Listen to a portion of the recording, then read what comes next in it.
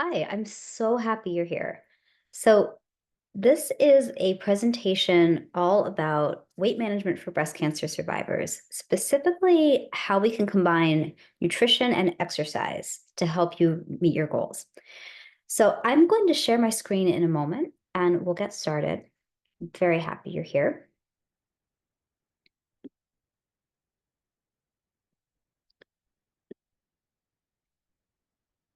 All right, so I'm just going to pull up our slideshow so we can get started.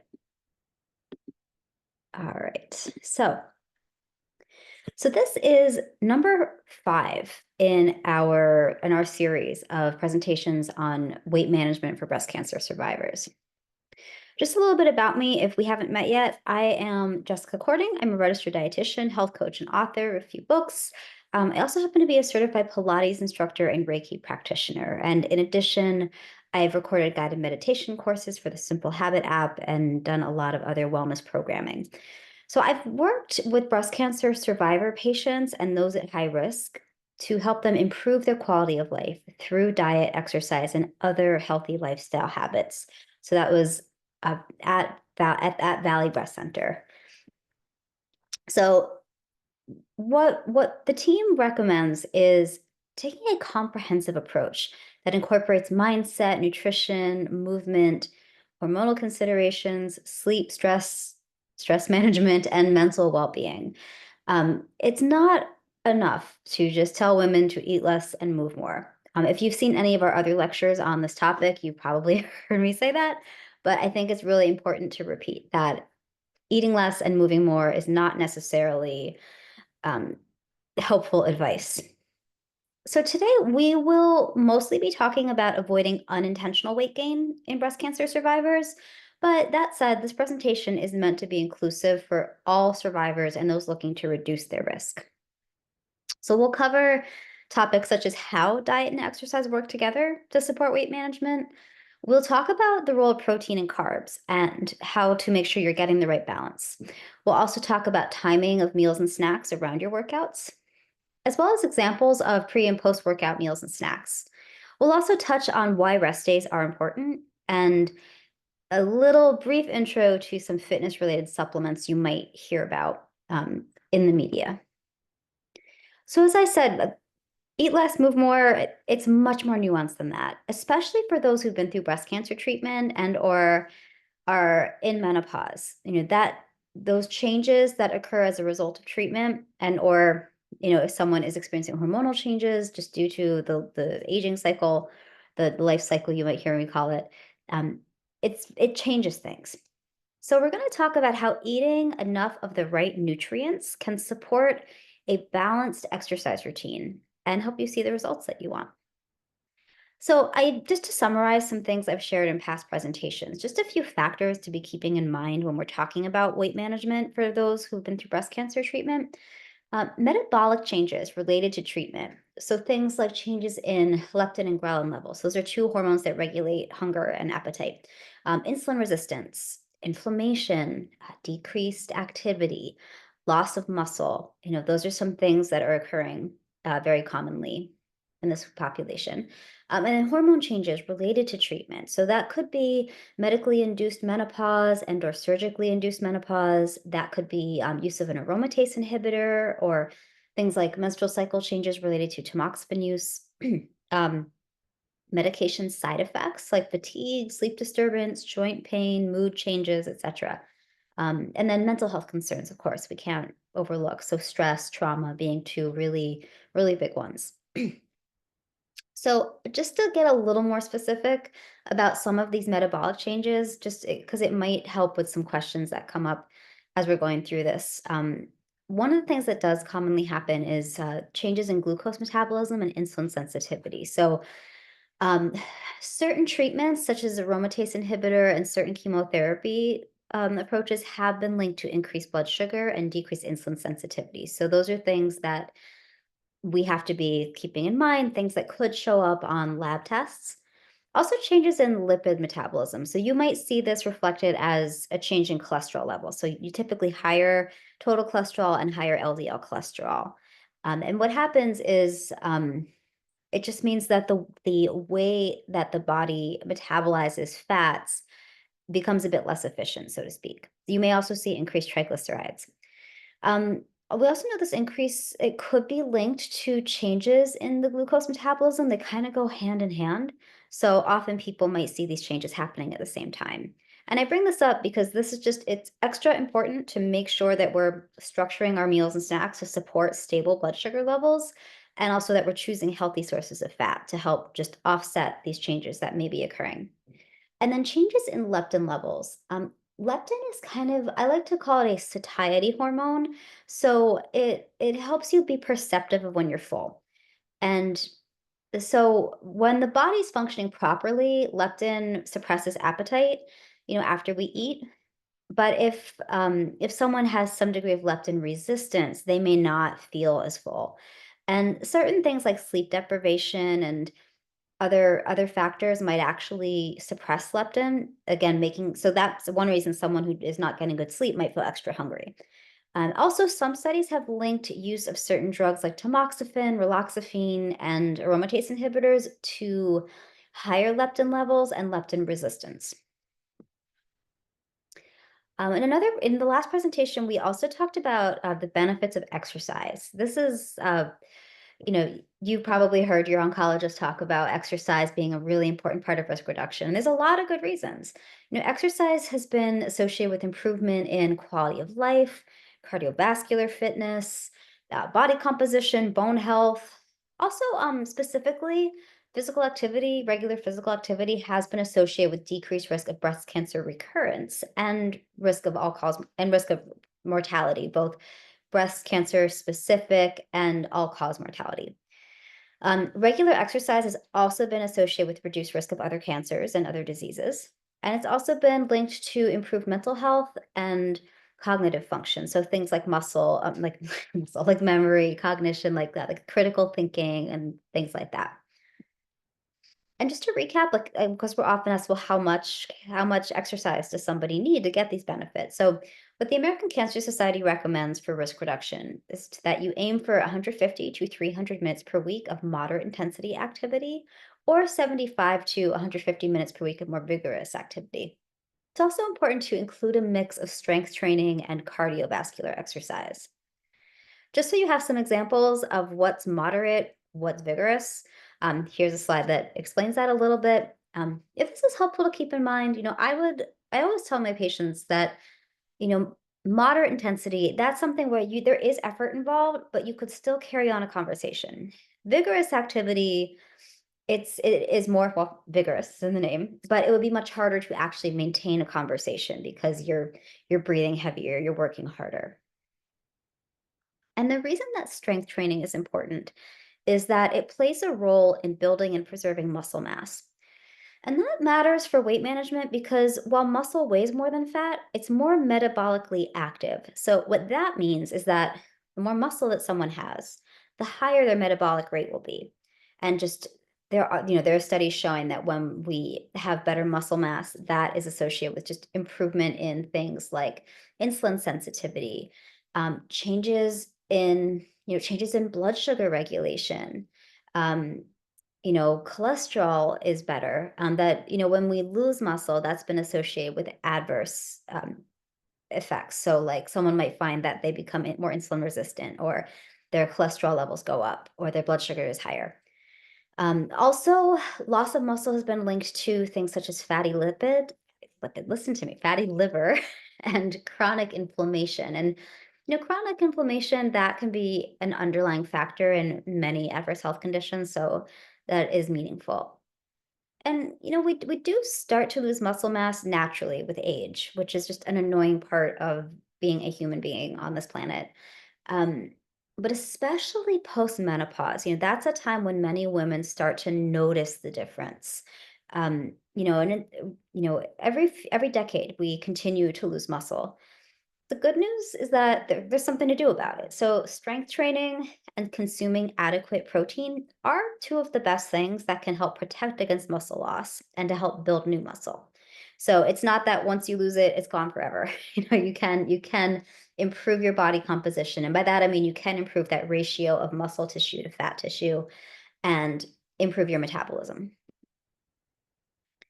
So when we're talking about fitness, uh, nutrition matters. I'm often asked, as someone who's an RD and a fitness instructor, is exercise more important or is nutrition more important? And this is not the like, the sharp, shiny object answer, but they're both important. And what I want you to know, what we're going to talk about today is that nutrition supports uh, performance and recovery. So this actually helps you get the most out of the exercise you're doing by enabling you to exercise to your full capacity, support efficient recovery and muscle building so you can see the results that you want.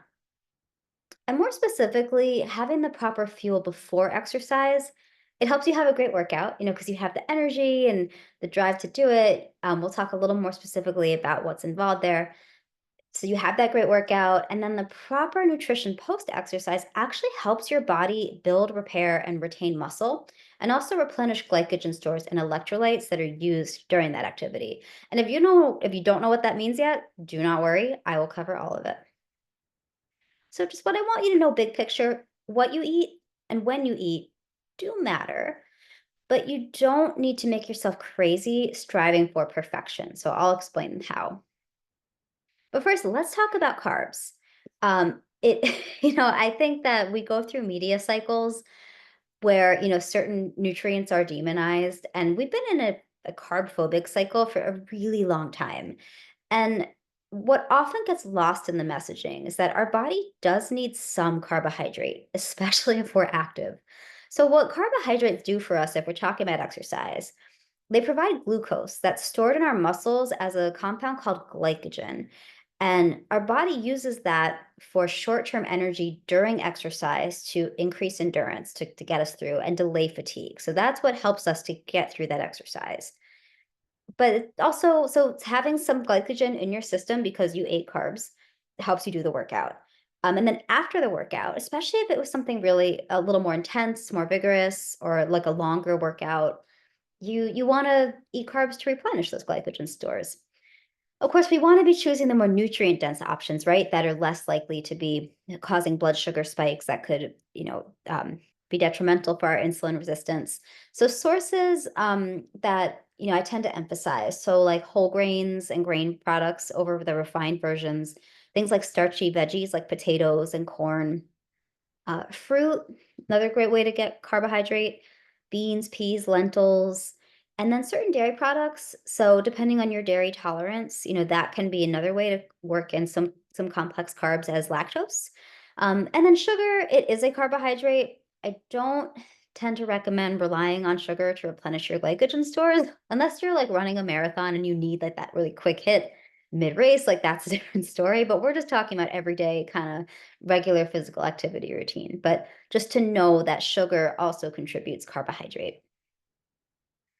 So if you're generally meeting your carb needs through the day, like you're incorporating a little bit of carbohydrate throughout, in balanced meals that provide protein and or fat to kind of balance things out. When we're talking about blood sugar, you probably don't need to carbo load before a workout. You don't need to like pound like a sandwich or a bowl of cereal, or you don't have to, have a bowl of pasta.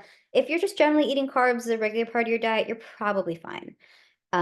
But just to know that, so if you're doing like a low to moderate intensity workout, maybe you're taking a short walk, or maybe you're doing a yoga class, you probably won't need to preload carbohydrate.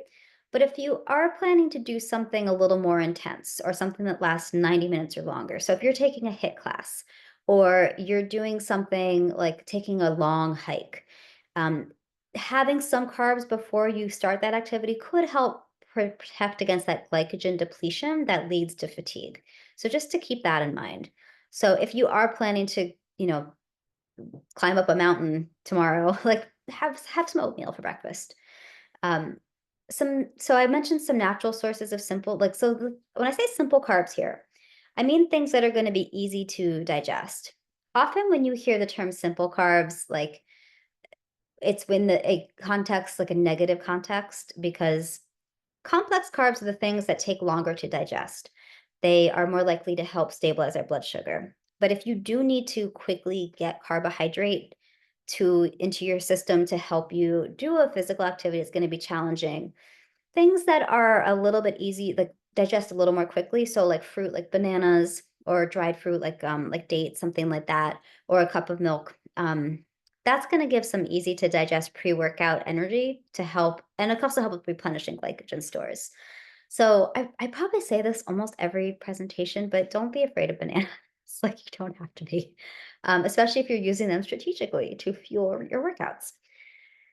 So, like a banana could be a good option, before vigorous activity or after. And we'll talk a little bit more about combining this with other nutrients too. So, if this is helpful for very long or intense workouts, so like 90 plus minutes, you might want to refuel as you go. So, if you were running a race, there is a place for those higher carb snacks, gels, and drinks, but every day, not necessarily part of your routine. So the National Academy of Sports Medicine, if numbers are helpful for you, they recommend that someone who's like 150 pounds, an athlete, consume 4 to 5 servings of carbs about an hour before exercise.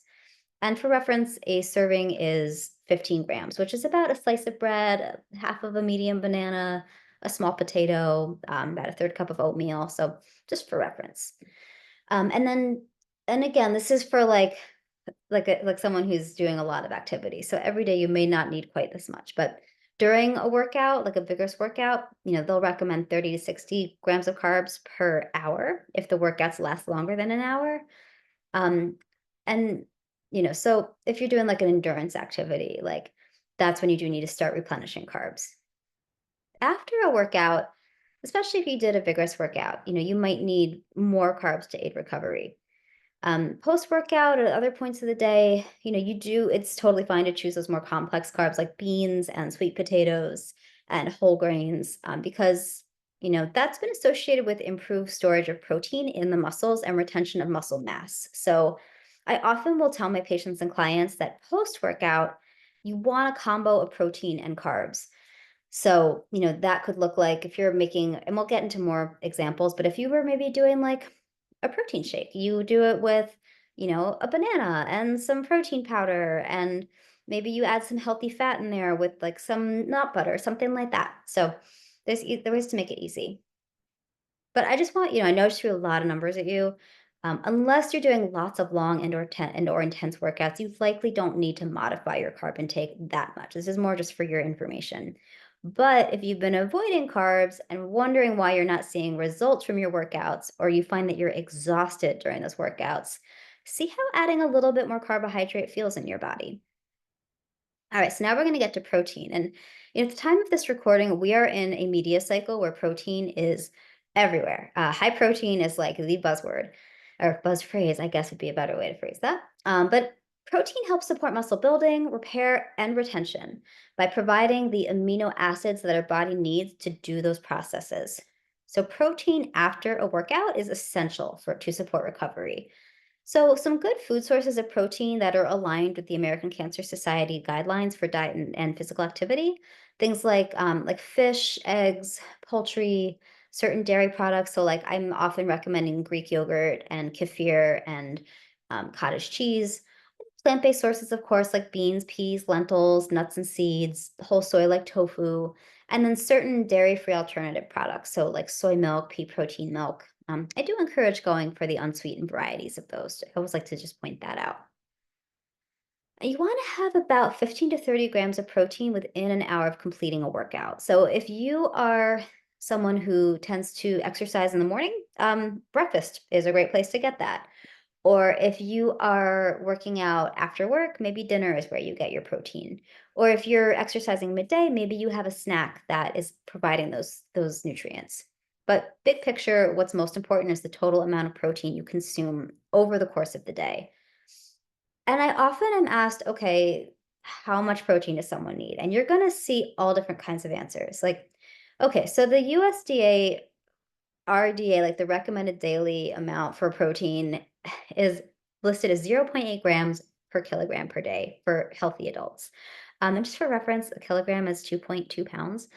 But what's often missed about this is that that's the recommendation for general basic function to like stay alive. Um, that's not necessarily what is needed for optimal performance. So what I am more likely to recommend is something more like 1.4 to 1.6 grams per kilogram per day for active people who, are looking to optimize their performance, maintain or build muscle. So that is going to look a little bit, as you can see, that's a big difference. Um, some studies have suggested that 2.3 to even 3.1 grams per kilogram per day for those who are doing a lot of resistance training, and are on a calorie controlled diet, is helpful for maximizing the retention of muscle while losing fat. Because what often happens is if someone's losing weight, naturally they're losing a combo of muscle and fat. So it's not possible to like pinpoint like, oh yes, we're going to be able to completely prevent muscle loss and only have fat loss. Maybe one day there'll be technology for that, but that's always off. So what if you are on a weight loss journey, making sure you're getting enough protein can be really helpful if you're on a lower calorie diet or a calorie restricted diet, sometimes we'll call it, where you want to be making sure that you're not losing too much muscle on that journey. Uh, that said, yes, I'm a dietitian, but I'm not your dietitian. So I would highly encourage working with a licensed professional if you're looking for guidance on how much you need. Um, Post exercise, like if we're talking about resistance exercise, like strength training, ideally, about 15 to 20 grams of high quality protein after that exercise would be great. Or some people like to go with a quarter of a gram of protein per kilogram of body weight per meal. Um, but then you also see some sources saying that just your total daily protein intake should be around 1.6 to 1.7 grams per kilogram per day on days that you're doing a lot of like some strength training.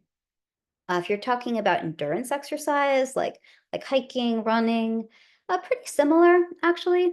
Slightly lower, with more like 1.2 to 1.4 grams of protein per kilogram. But as you can see, big picture, you want to be getting enough protein to support that recovery. If all of those numbers are like making you dizzy, don't worry about it. Just aim to have protein within an hour of your workout, especially if it's an intense one and or if it involves strength training.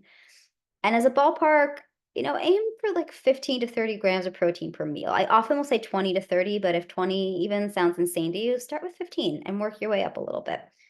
And if you're including a protein rich food at each meal, you're probably doing pretty well and won't need to bump it up too much. But like I said, consulting with a dietitian can be a great resource just to get a check, see if you're in the right ballpark.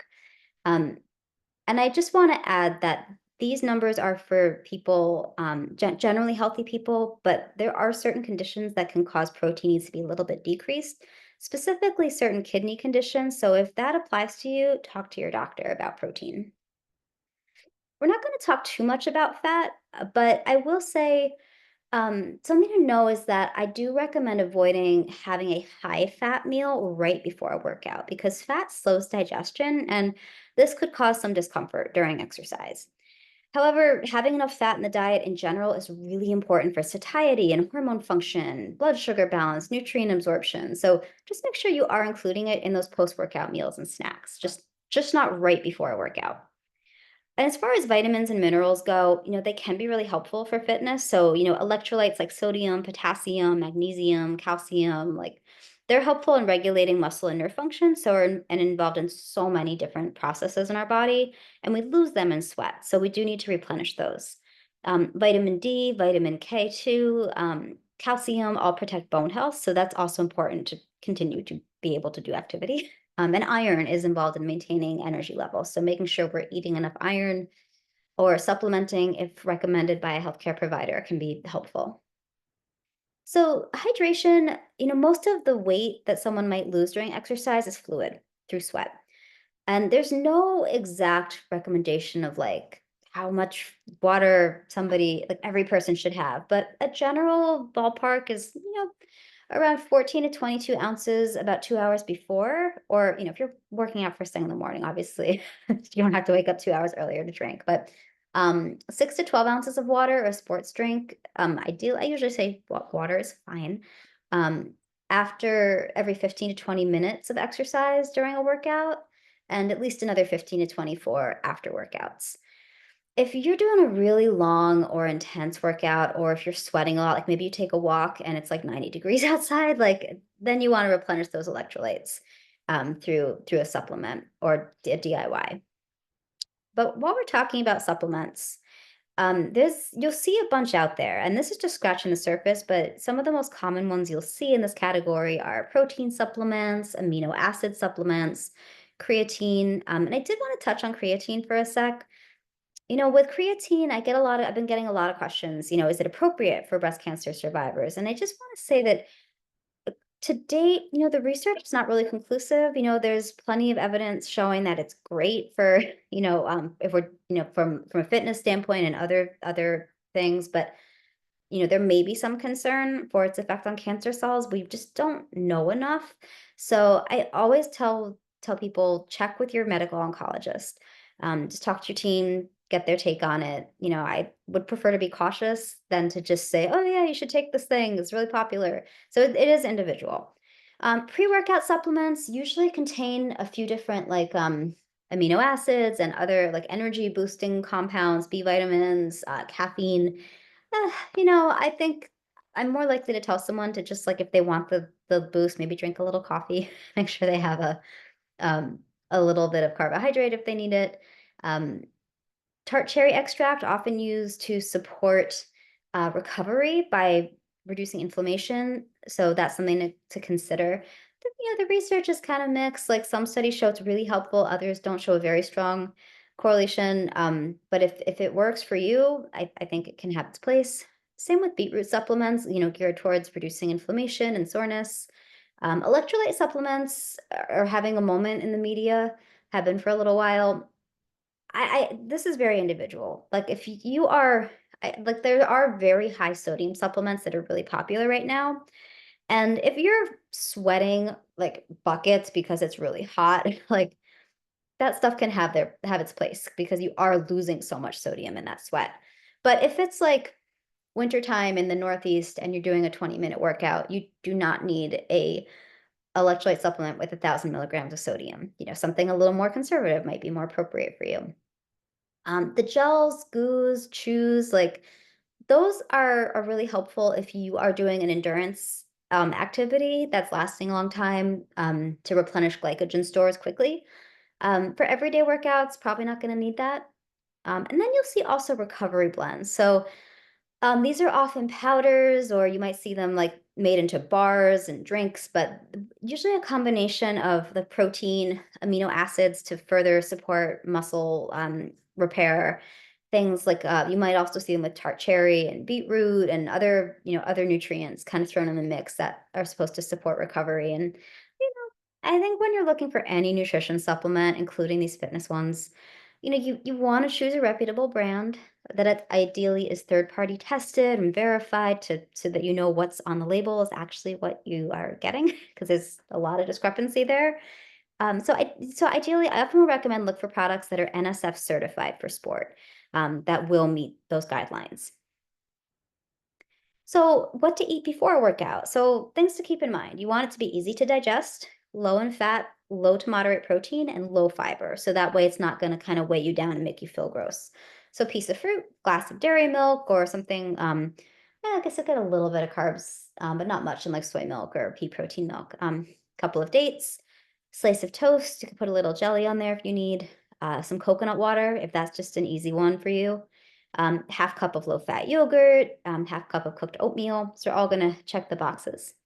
Post-workout, you can go higher in the protein and carbs, can be also higher in fat and or fiber.